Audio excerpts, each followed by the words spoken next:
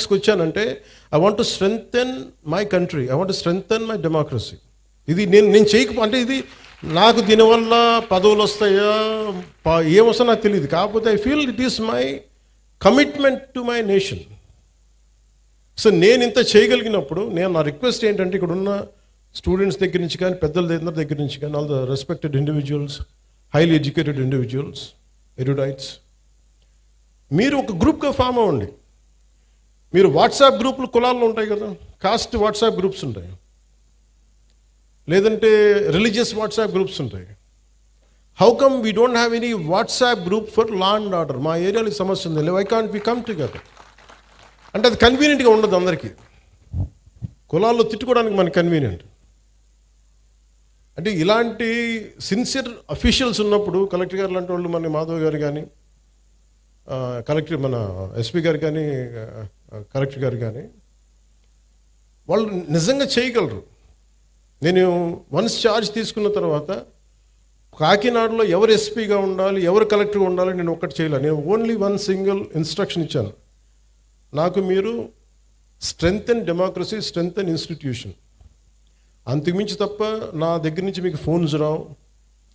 ఒకవేళ ఎవరన్నా పట్టుకుంటే వాళ్ళని వదిలేయండి, అది including if it is there my party men, I don't encourage. Very clear కట్గా చెప్పాను. ఎందుకంటే నేను ఇన్స్టిట్యూషన్ని బలోపేతం చేయడానికి ఉన్నాను, బలహీనపరచడానికి లేను. అంతేగాని ఒక ఎమ్మెల్సీ వాళ్ళ డ్రైవర్ని చంపేస్తే వెళ్ళి అతనిలాగా వెళ్ళి జైలుకి వెళ్ళి చాలా బాగా చంపేసామని చప్పట్లు కొట్టే వ్యక్తిని కాదు నేను, తాడు తీసి కూర్చోబెట్టే వ్యక్తిని. అంటే ఇవన్నీ నేను అలాంటి నాయకత్వం. అలాగే చిన్నపిల్లడు తెలిసి తెలియని వయసులో ఒక 23 మర్డర్లు ఒక 23 నేరాలు చేశాడు చిన్నపిల్లవాడు. కూర్చోబెట్టి ఏదో పాపం చిన్న ఆ పసి వయసులో బీరు బాటిల్ తీసి మెడకోసేసాడు. పాపం ఏదో కూర్చోబెట్టి అమర్నాథ్ గౌడ్ అనే అబ్బాయిని తెలుసు తెలియకుండా 14 ఏళ్ళ కుర్రోడిని వాళ్ళ అక్కని ఏడిపిస్తున్నారని చెప్పి ఆ 14 ఏళ్ళ అమర్నాథ్ గౌడ్ వచ్చి ఆ రౌడీలని ఎదుర్కొంటే పాపం కత్తితో పొడి చేశారు. చిన్నపిల్లలు తెలిసి తెలియకుండా పొడి చేశారు. ఇలాంటి చెప్పే నాయకుడిని కాదు నేను. మీరు ఇలాంటి వ్యక్తులను కనుక మీరు ఎంకరేజ్ చేస్తే, ఇలాంటి భావజాలాన్ని ఎంకరేజ్ చేస్తే భవిష్యత్తు మీకే ఊహించుకోలేని పరిస్థితుల్లో మీరు ఉండిపోతారు.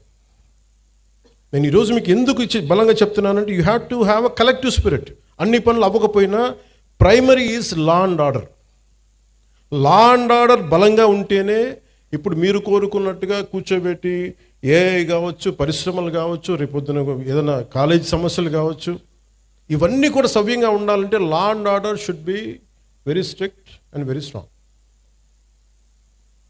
నేను హోమ్ మినిస్టర్ని కాదు, అది నా పరిధిలోకి రాదు, అది క్రిమినల్స్ తాలూకు అదృష్టం.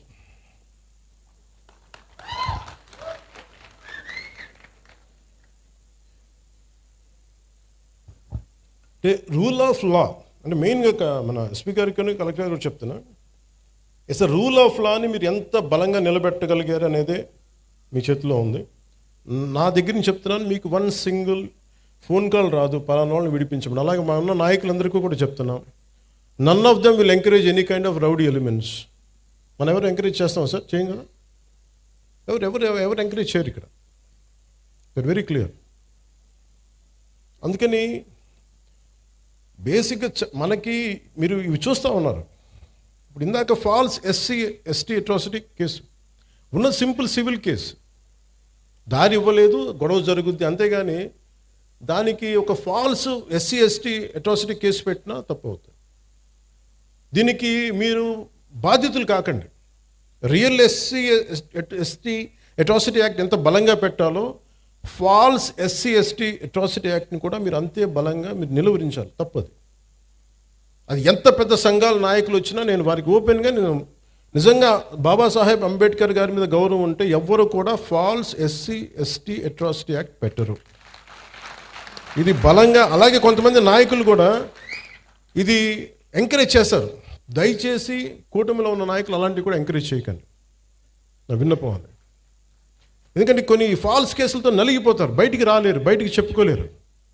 సుప్రీంకోర్టు ఎందుకు జడ్జిమెంట్ ఇచ్చి ఉంటుంది? ఎన్ని ఫాల్స్ ఎస్సీ అట్రాసిటీ కేసులు పెడితే తప్ప ఇన్ని రావు కదా. సుప్రీంకోర్టు రెస్పాండ్ అయింది అంటే.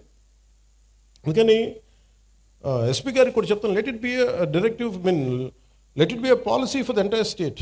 మీరు సీఎం గారితో కూడా మాట్లాడుతున్నప్పుడు ఇవన్నీ చెప్పండి, తెలియజేయండి అన్నీ నెక్స్ట్ మీటింగ్స్లో. మీరు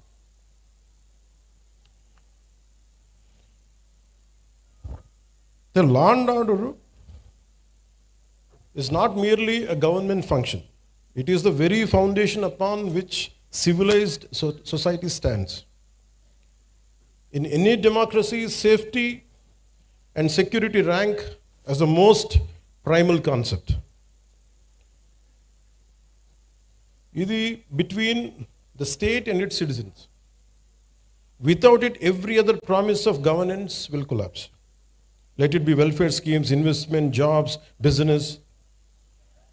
సో అందుకని మీకు 6 ఫండమెంటల్ ప్రిన్సిపల్స్ దృష్టిలో పెట్టుకొని, ఫండమెంటల్ రైట్స్ నిజంగా మనకు కావాలంటే without law and order it is mere aspirational.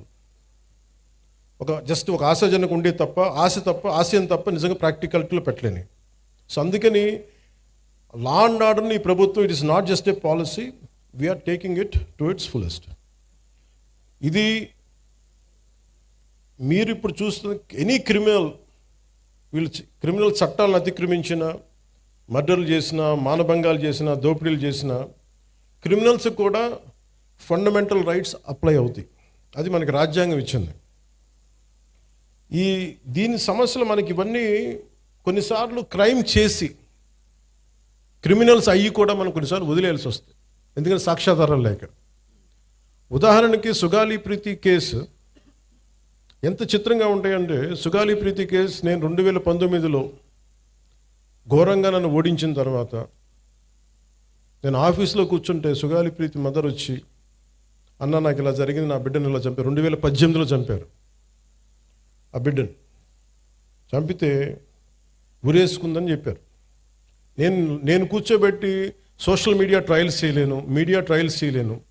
Law and order ఎలా ఉంటుందంటే ఓన్లీ సాక్ష్యాధారాల మీద ఆధారపడి, నేను కూర్చోబెట్టి వీళ్ళ మీద బ్లేమ్ చేయలేను, వీళ్ళు తప్పు చేశారు. ఎందుకు మాట్లాడతాను? ఇందాక గంజాయి తీసుకొని కొట్టారంటే మీరు గంజాయి తీసుకోవడం చూసారని ఎందుకు అడిగానంటే, నేను అంత నిక్కచ్చిగా ఉండాలి. నేను ఒక నిబద్ధత లేకుండా నేను మాట్లాడకూడదు. ఆవిడతో కూర్చొని మాట్లాడినప్పుడు 14 ఏళ్ళ సుగాలి ప్రీతిని స్కూల్కి వెళ్ళింది, శవమై తిరిగి వచ్చింది, ఊరేశారని చెప్పారు. బిడ్డని ఇలాగా outraged her modesty. ఇవన్నీ పెట్టుకున్న తర్వాత మాట్లాడి వాళ్ళు 1,50,000 మంది వెళ్తే సమస్య ఎక్కడ వచ్చిందంటే, ఎవరైతే కుటుంబం దెబ్బతిన్నారో వాళ్ళు ఏ పరిస్థితుల్లో మరి ఏం జరిగిందో తెలియదు, కానీ సిబిఐకి వెళ్ళా 2019-24లో సిబిఐకి వెళ్ళా ఇమ్మని మేము 1,00,000 మందితో చేస్తే వైసీపీ గవర్నమెంట్ సిబిఐకి ఇచ్చినట్టు ఇచ్చి ఊరిని ఒక తూతూ మంత్రంగా లెటర్ రాసి వదిలేశారు. నిజంగా చేయలేదు.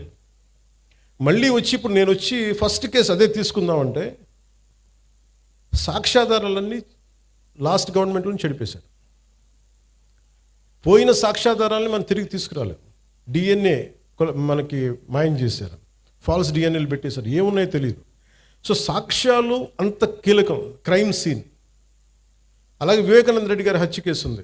సొంత ఇంట్లో వాళ్ళ బాబాయిని చంపేశారు. ఆ నేరస్తులు మన అందరికీ తెలుస్తూ ఉంది, కళ్ళ ముందు వీళ్ళు చేసి ఉండొచ్చని మన ఒక ప్లాసిబిలిటీయా